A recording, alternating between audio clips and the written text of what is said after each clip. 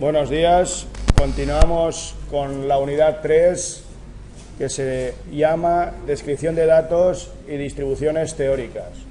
Tras estudiar en la unidad anterior los conceptos de probabilidad y su aplicación a los test de diagnóstico, en esta unidad 3 vamos a comenzar a conocer, a describir los datos que dentro del ámbito de ciencias de la salud como médico vais a recibir.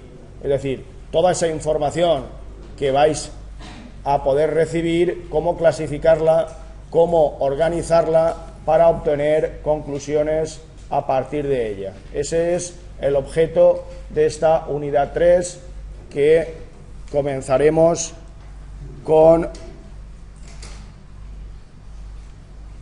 lo que hemos denominado el análisis exploratorio de datos. ¿Qué es el análisis exploratorio de datos? Pues lo que se trata es de resumir esa información que dentro de tu trabajo te va a llegar y con pocos valores tener toda la información disponible para rápidamente tomar las decisiones oportunas. Por ejemplo, los dos primeros conceptos importantes son el concepto de variable. El concepto de variable es una característica que toma diferentes valores, ¿vale? Habitualmente nosotros lo solemos denominar como X, porque es una variable. Esa variable, en mayúscula, toma valores.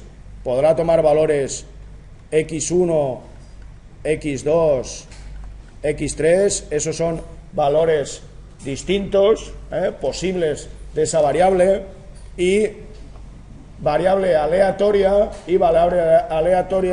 es cuando el resultado de esa variable se desconoce.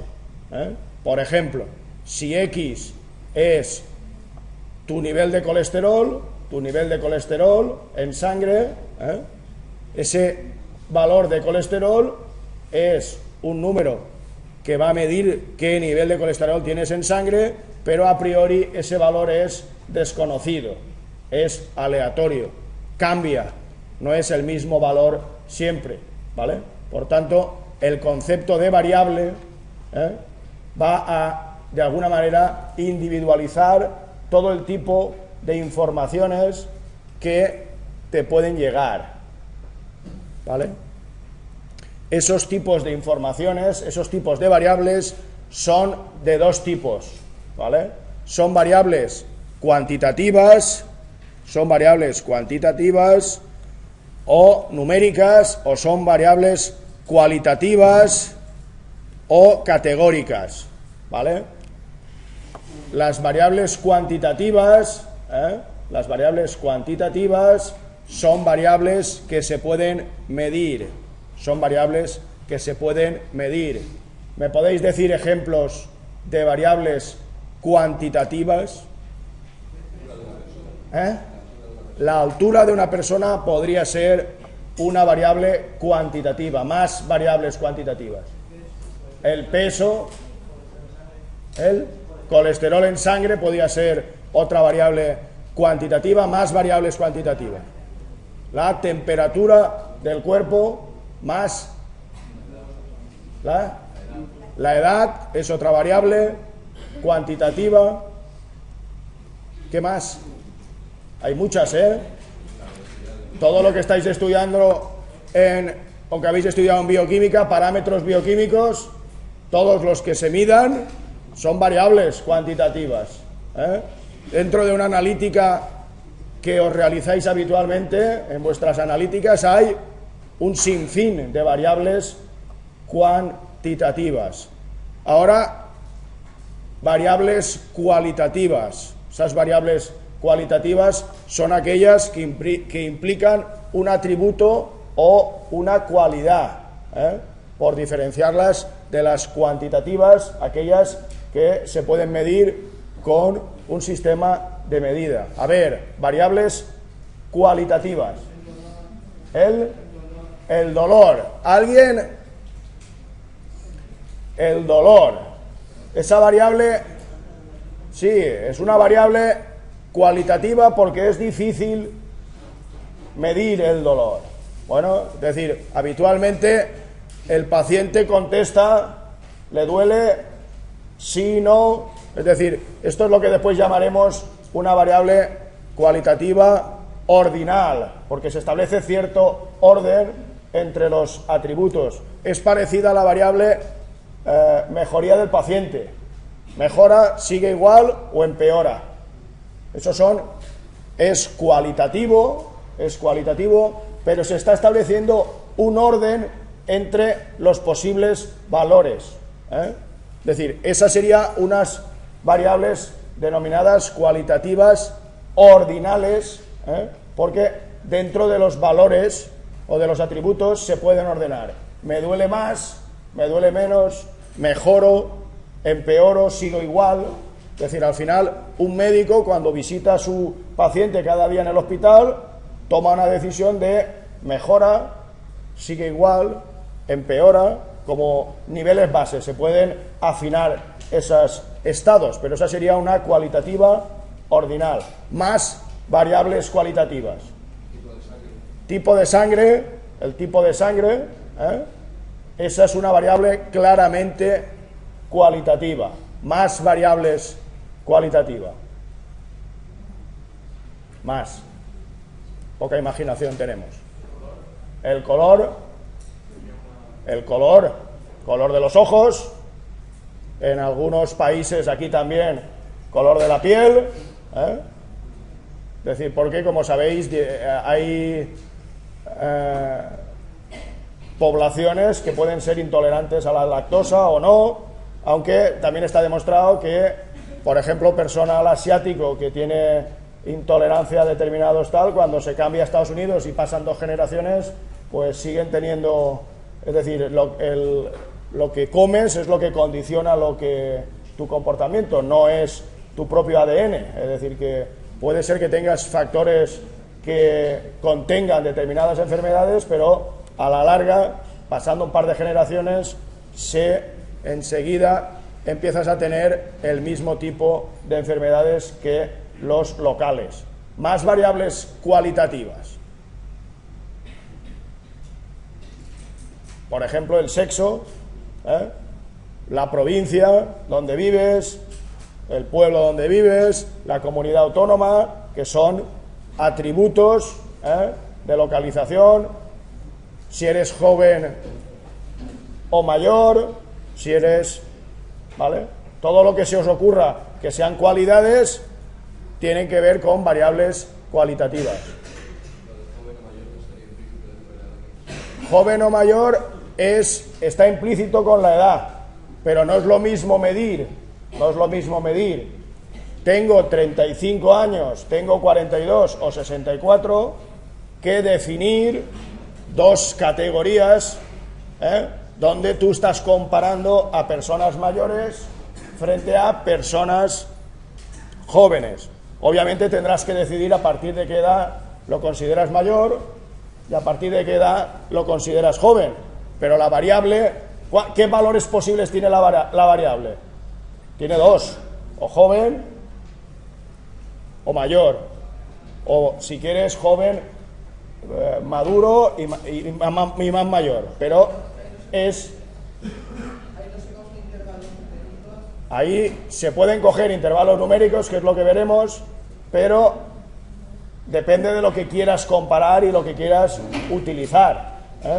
Todas las variables que son cuantitativas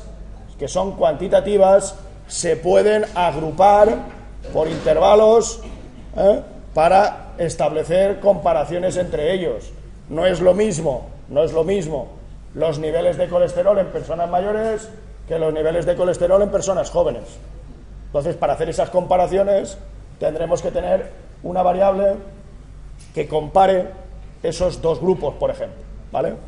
Bien, estos conceptos han quedado claramente. Tenemos variables cuantitativas y variables cualitativas. Ahora, dentro de las variables aleatorias, Las variables aleatorias, que son las variables, tenemos variables del tipo discretas y del tipo continuo. Ahora, aquí hay que tener una precaución porque, por ejemplo, la variable edad, ¿cómo es esa variable? ¿Esa variable es discreta o continua? La variable edad es continua, porque el tiempo es continuo, ¿vale? Lo único que al tomar los datos se discretiza. Discretizar, vosotros sabéis que uno tiene 14 años el día que los cumple, y hasta el próximo año, el mismo día, no cumple los 15, ¿vale? Cuando nadie dice, tengo 14 años, 6 meses y 3 días, ¿vale? Todos dicen, tengo 14 años, ¿vale?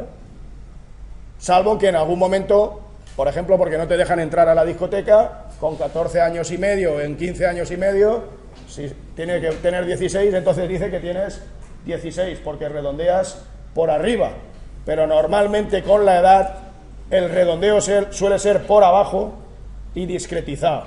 Por tanto, hay variables que, siendo continuas, se van a trabajar como discretas.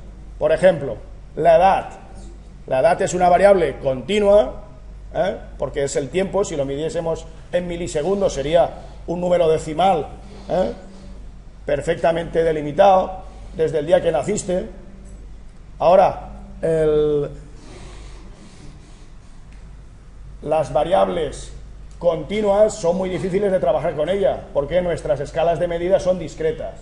Por ejemplo, el peso. ¿Cómo es el peso? El peso es continuo. Lo único que pasa que tenemos una escala discreta de medición. Las básculas miden o kilos o decígramos o miligramos, lo que quieras medir, pero aquí también se produce un efecto de redondeo, siempre por abajo, se vuelve a redondear 83,6. Resulta que tú finalmente, si quitas los decimales, al final dices 83. Nadie redondea a 84. Nadie dice tengo 84 kilos. Tienes 83.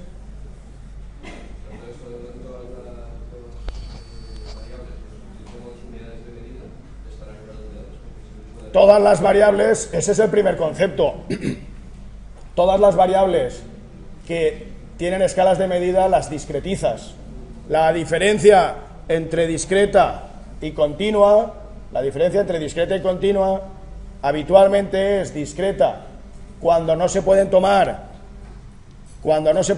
valores, en medio. Por ejemplo, número de hijos.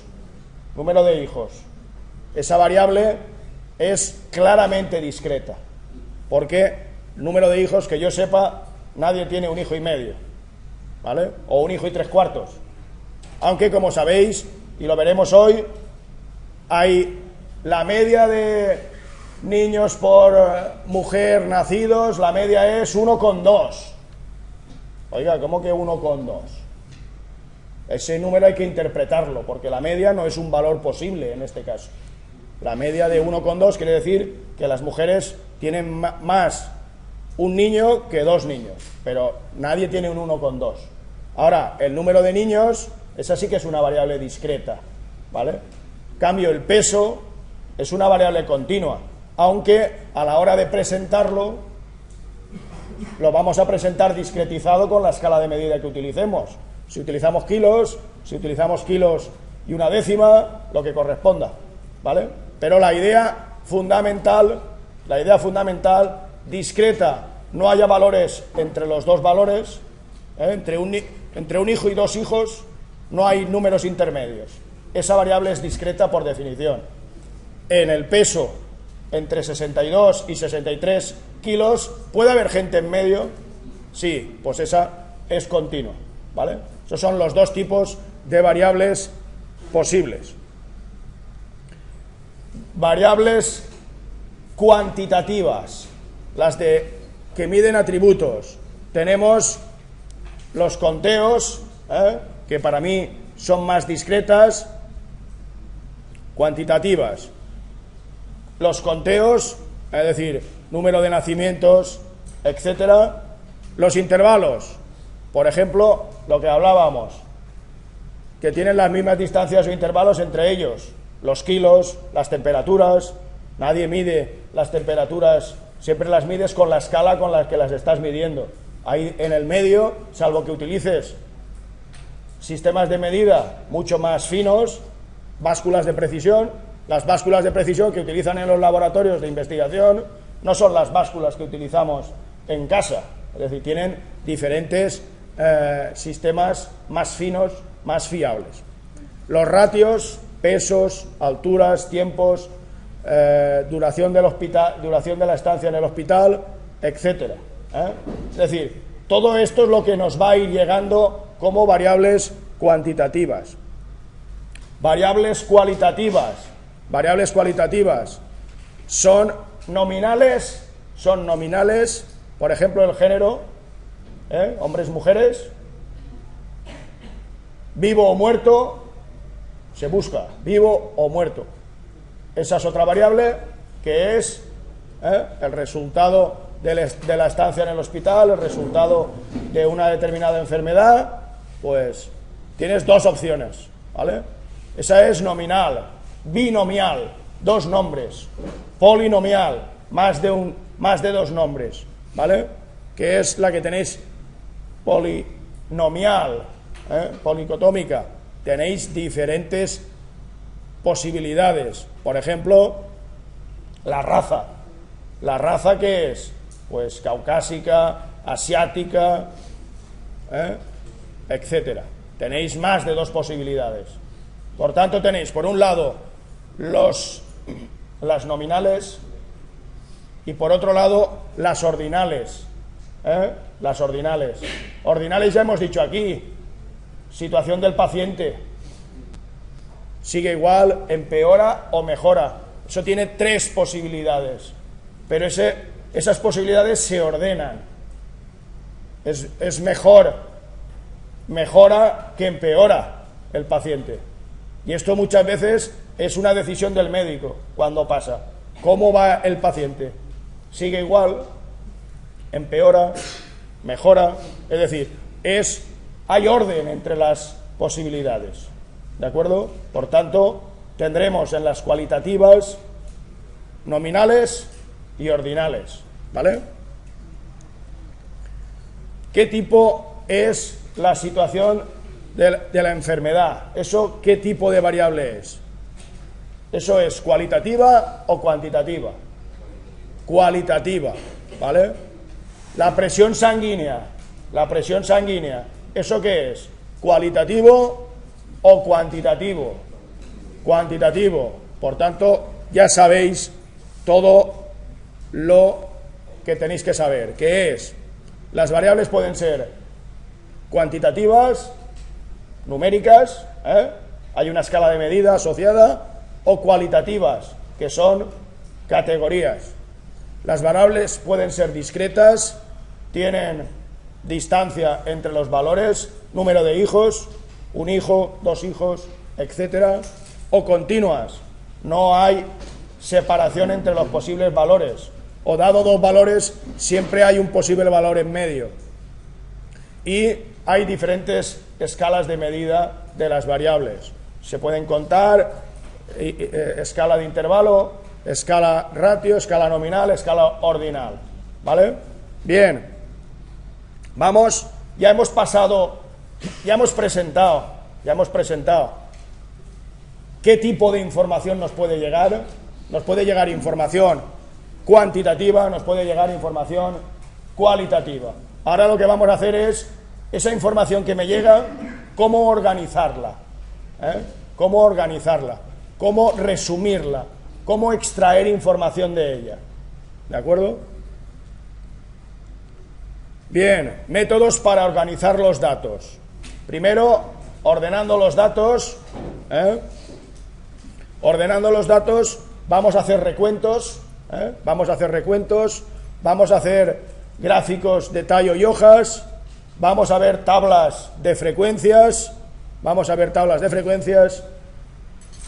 ver resúmenes de esa información, la famosa media que comentábamos antes. Las mujeres tienen 1,2 hijos. Eso es un resumen de lo que está ocurriendo. Nos está diciendo que cada vez tenemos menos niños y por tanto no aseguraremos las pensiones, por ejemplo. Si no se aumenta el número de niños, habrá más pensionistas que trabajadores y por tanto lo que hay que hacer es aumentar el número de nacimientos por mujer. ¿Vale?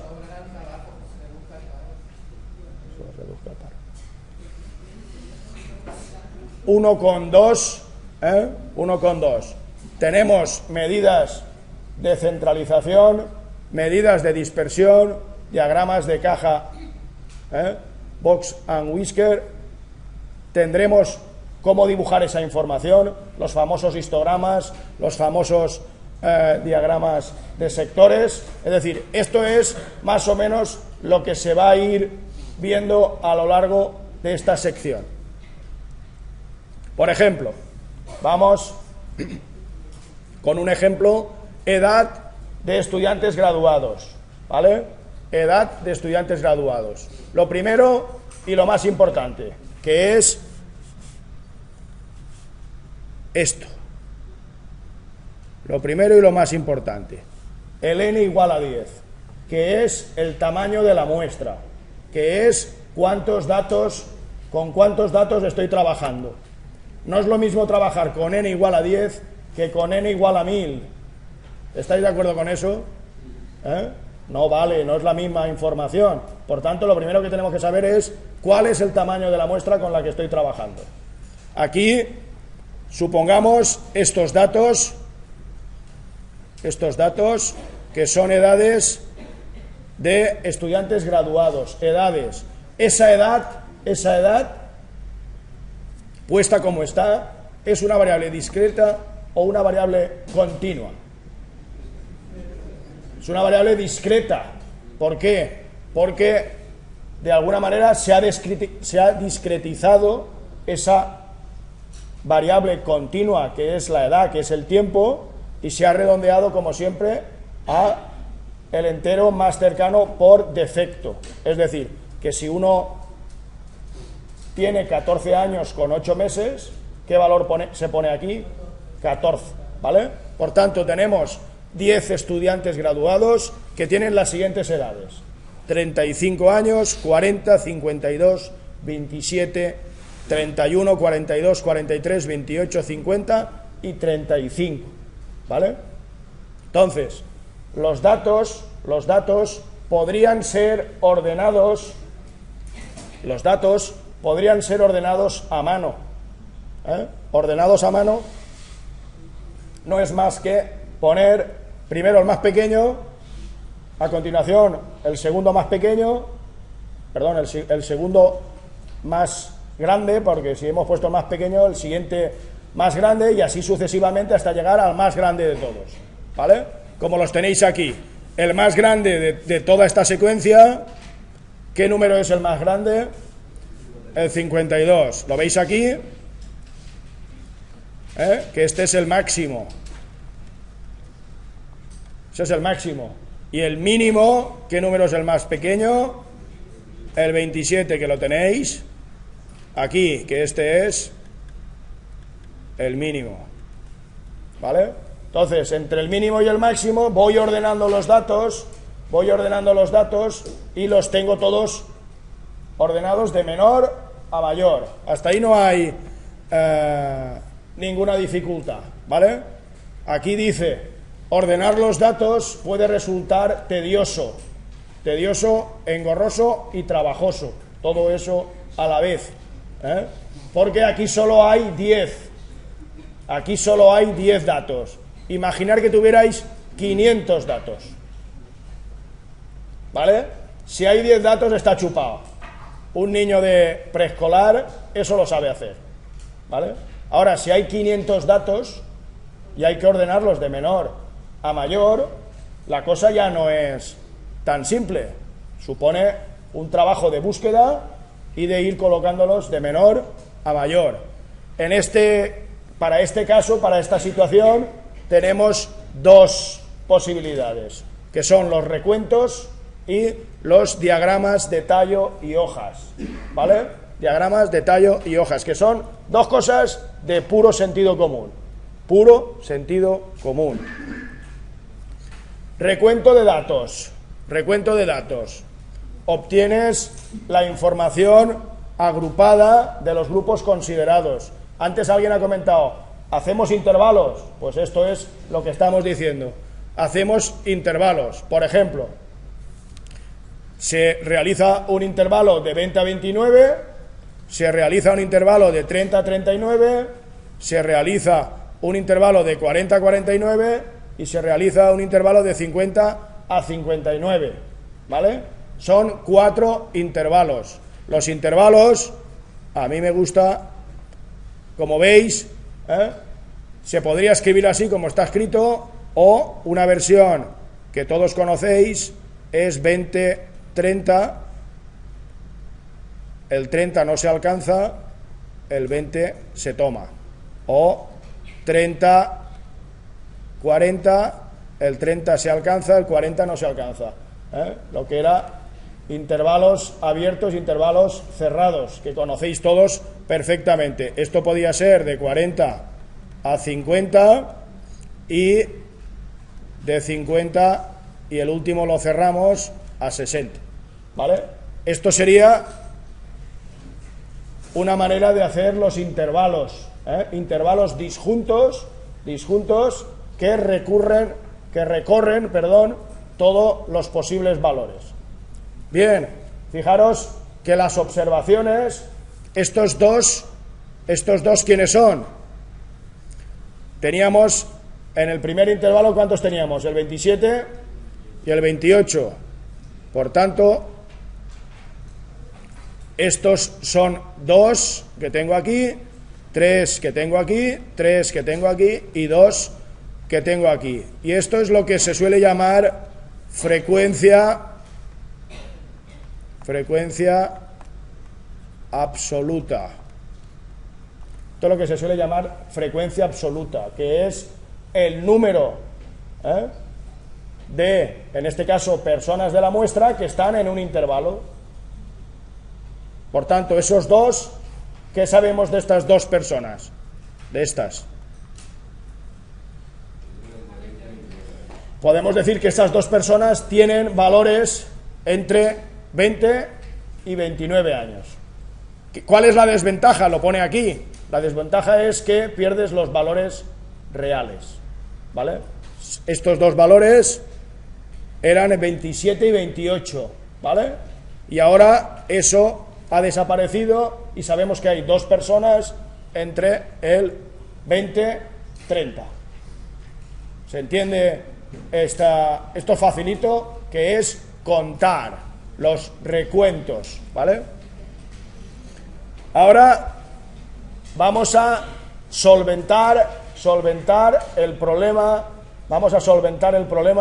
de perder los datos.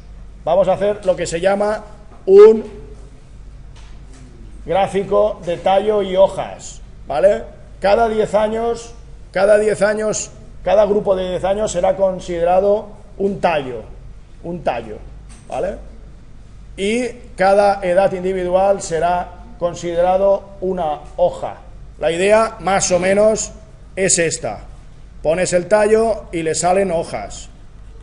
Pones el tallo y le salen hojas. Visto así, parece que estoy en biología.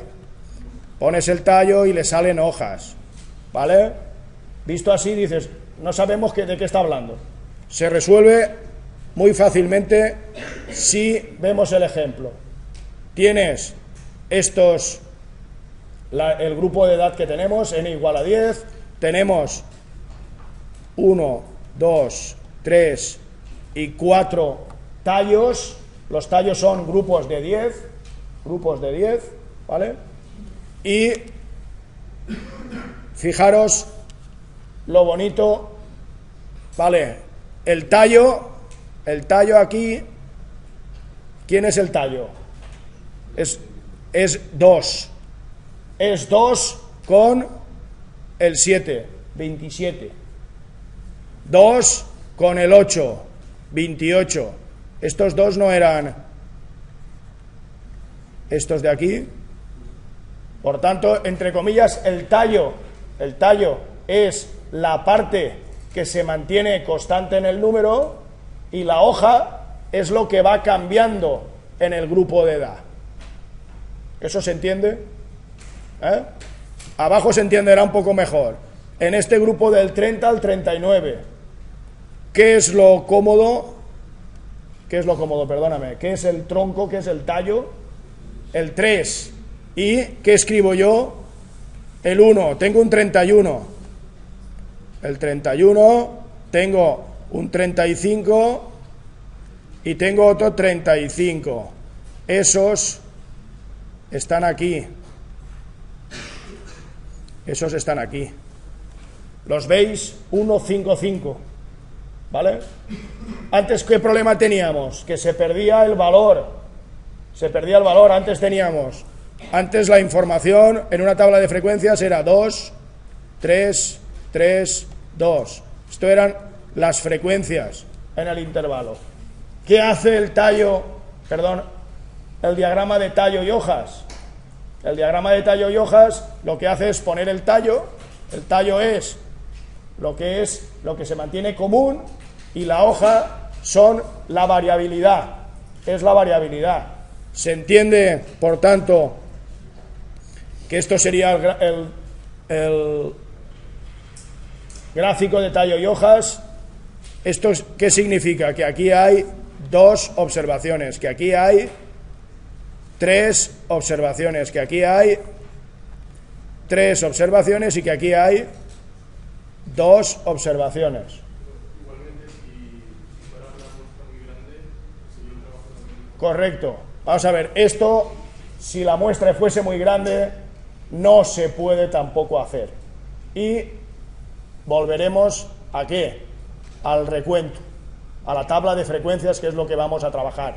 Lo único que esto tiene una gráfica, una visualización de cómo varían los datos, que para casos pequeños sí que te da una idea de cómo van cambiando. Es decir, viendo esto, sabes que tienes un 27, un 28, un 35, un 31, un 35. Si los datos se mueven en el entorno de 100, pues puedes ver más o menos qué datos se repiten más, etcétera. Pero llevas razón que esto vuelve a tener el inconveniente que cuando sean 1000 datos, pues te vuelves a quedar varilla. Es decir, vuelve a ser tedioso. Ahora, la visión gráfica, cuando tienes pocos casos, te permite ver de un vistazo todos los datos. Esto te permite ver todos los datos individuales y los agrupados. Si lo haces como lo acabo de hacer yo, que te pones aquí la frecuencia y aquí pones, aquí están las hojas y aquí están los tallos, pues tienes tallos, hojas y la frecuencia, que es, finalmente, nosotros ¿con qué vamos a trabajar? Con la frecuencia. ¿Por qué? Porque cuando empiezas a trabajar con muchos datos, no tienes más remedio que resumir esa información para poder trabajar con ella. Ahora, cuando estás en casos como el que estamos trabajando, que son 10, n igual a 10, una muestra de n igual a 10, pues casi se podría haber puesto los 10 casos, ¿de acuerdo? En el grupo de 40, 49, entonces sería 4, ¿no? De 50, 79, 5. Correcto. Los tallos aquí son 2, 3, 4 y 5. De hecho, 2 es 27, 2 y el 8, 28, 3 y 5, 35, 3 y 1, 31. Es decir, se intenta poner toda la información que hay y de manera organizada para que se pueda visualizar, ¿vale? Aquí el tallo y hojas ordenado, que es lo mismo, sigues teniendo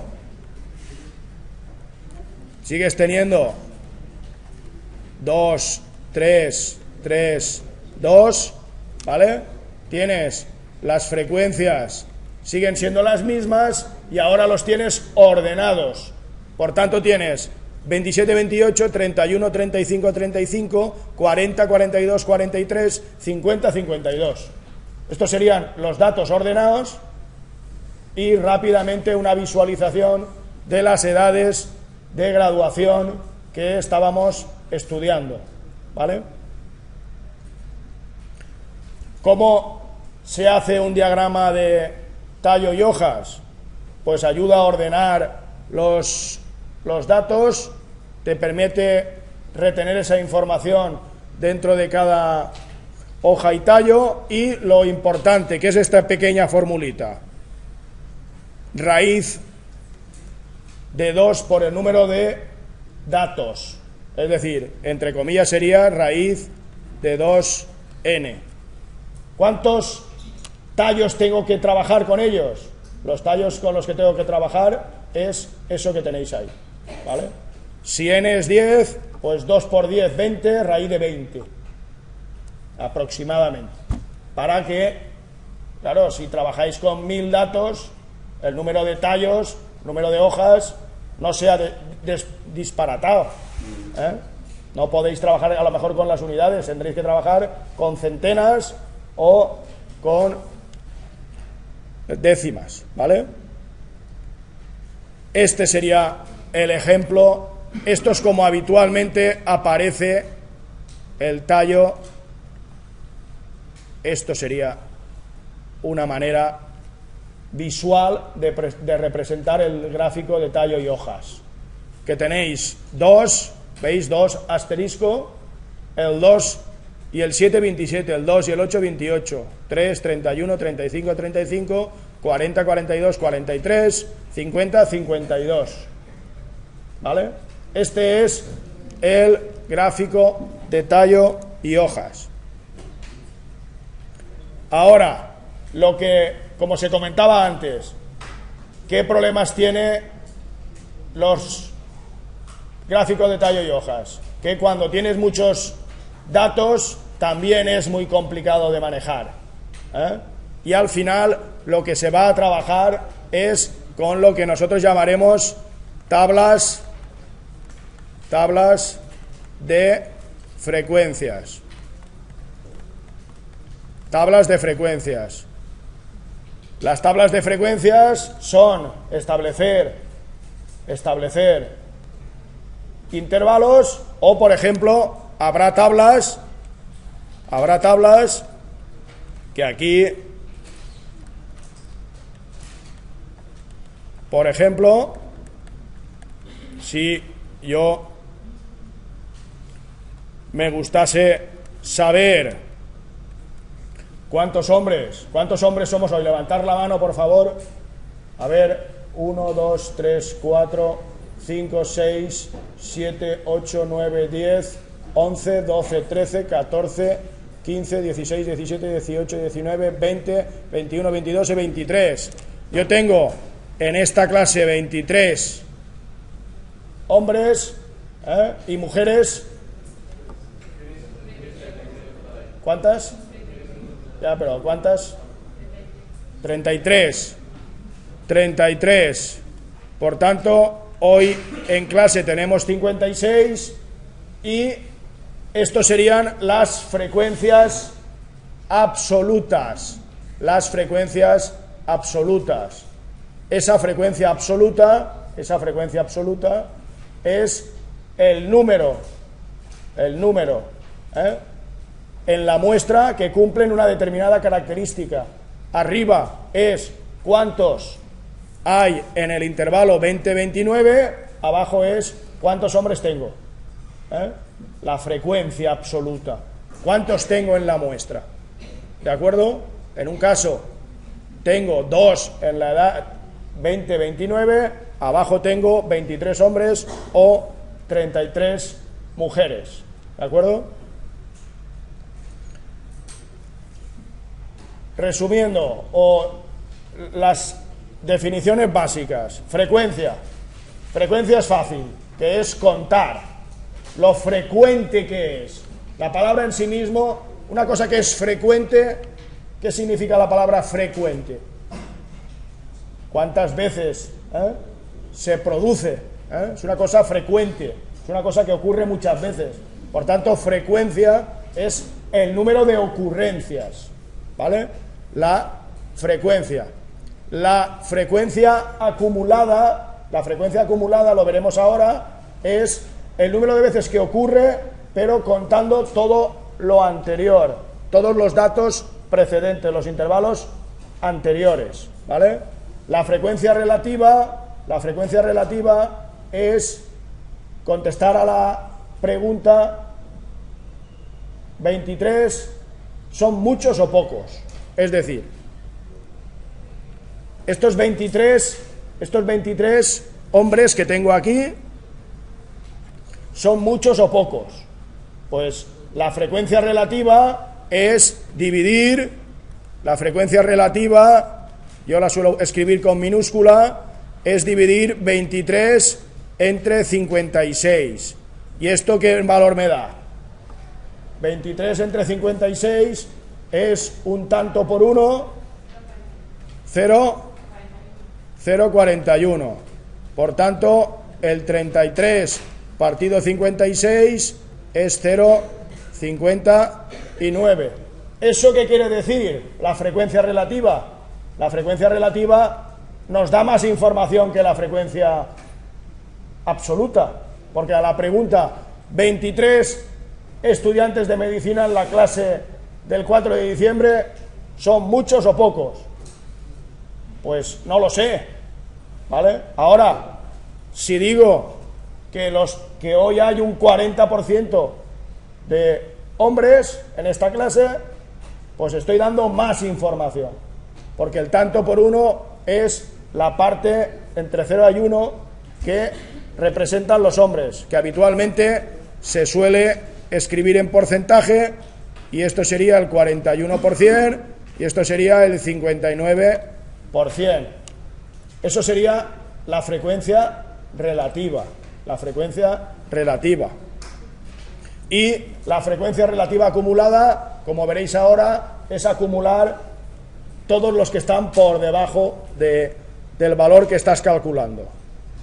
Por ejemplo, y aquí tenéis el ejemplo, esto es frecuencia absoluta, esta es la columna de la frecuencia absoluta, esta es la columna de la frecuencia absoluta acumulada.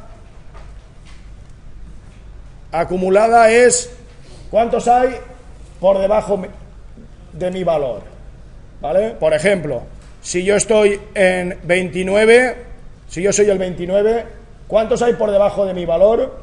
2. ¿Cuántos hay por debajo de 39? 5. ¿Cómo se consigue este 5? Sumando el 2, este 3, más el 2, dan 5. ¿Vale? ¿Cuántos hay por debajo de 49?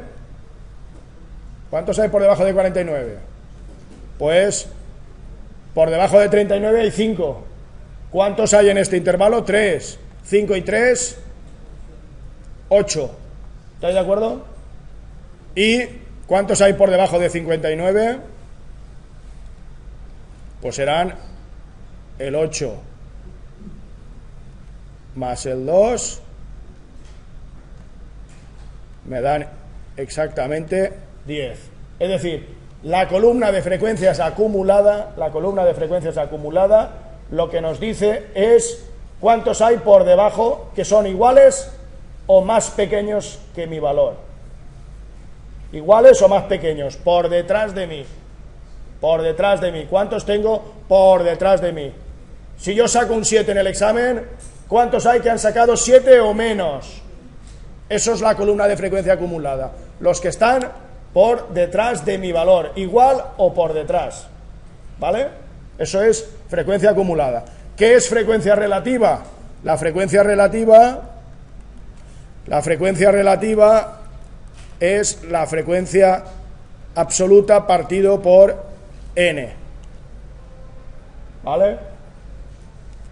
es una probabilidad. Si os acordáis de la definición empírica de probabilidad, la definición empírica, si os acordáis de los Pelayo, cuando hablábamos de que desbancaban a la banca en el casino, que era basado en ¿qué? En la definición frecuencialista de la probabilidad. Esto es una frecuencia, es una probabilidad para n igual a 10, que es casos favorables. ¿Cuánta gente hay en el intervalo 20-29? 2. ¿Cuánta gente hay globalmente? 10. Por tanto, ¿cuál es la probabilidad de estar en ese intervalo? 0,2. Frecuencia relativa. La frecuencia relativa corrige el concepto de frecuencia absoluta, porque la frecuencia absoluta solo tiene que ver con cuántos hay. La frecuencia relativa pone en comparación cuántos hay respecto del total. Eso es la frecuencia relativa. ¿Y qué es la frecuencia? La frecuencia acumulada. La frecuencia acumulada es la frecuencia acumulada en el intervalo i partido por n. Es decir, este valor es igual a su frecuencia acumulada 5 partido por 10. Por tanto, 4 conceptos claros que se tienen que entender, que son frecuencia absoluta, número de veces que se repite un intervalo o una característica. Frecuencia relativa, poner en relación el número de veces con el total de datos que tengo. Frecuencia relativa. Frecuencia acumulada. Frecuencia acumulada. La frecuencia acumulada lo que calcula es cuántos tengo por debajo, iguales o por detrás de mi valor. Acumula todo lo anterior. Y frecuencia relativa acumulada, que pone en comparación la frecuencia absoluta acumulada con el total de datos.